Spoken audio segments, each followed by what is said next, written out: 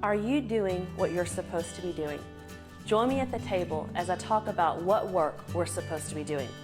I'm going to use different scriptures today to encourage you, to motivate you, and to prove to you what you're supposed to be doing. So let's get in it. James chapter 1, starting with verse 22. But be doers of the word and not hearers only, deceiving yourself. For if anyone is a hearer of the word and not a doer, he is like a man who looks intently at his natural face in a mirror. For he looks at himself and goes away and at once forgets what he looks like. But the one who looks into the perfect law, the law of liberty, and preserves, being no hearer who forgets, but a doer who acts, he will be blessed in his doing. This tells us right here, we're not just to hear the word, we're supposed to do the word. What is the word? The works of God. That's what we're supposed to be doing. And it says here, if we do what God tells us to do, if we read our Bible, hear the word, and act upon the word that we hear, we will be blessed. Let's go to Hebrews 11, chapter 6, which says, and without faith, it is impossible to please him. For whoever would draw near to God must believe that he exists and that he rewards those who seek him. He will reward those who seek him. That's something you've got to do.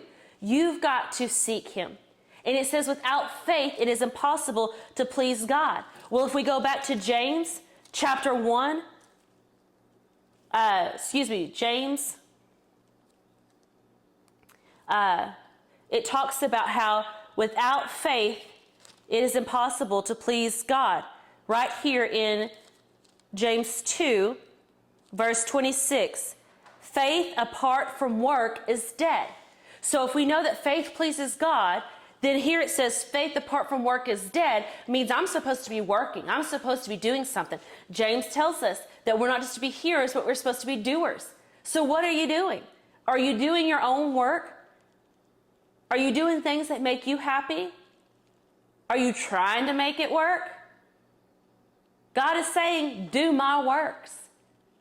Do my works. Why is he saying that? Because there's a blessing attached to doing his work. Not just hearing it, but doing it.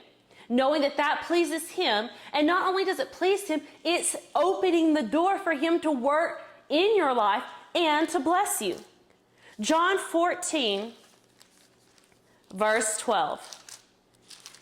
4 scriptures today that we're just quickly talking about that talks about doing his works. Doing his works. Amen.